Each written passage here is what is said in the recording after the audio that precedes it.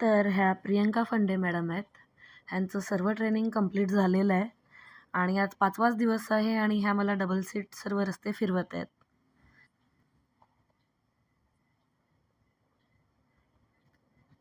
Speed breaker, straight road,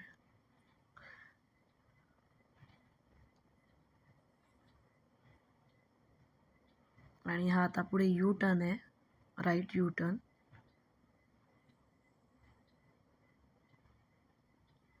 आणि आता याबरोबर लेफ्ट साईडनेच गाडी ठेवून सर्व टर्निंग वगैरे घेत आहेत. टर्न कंप्लीट झालेला आहे.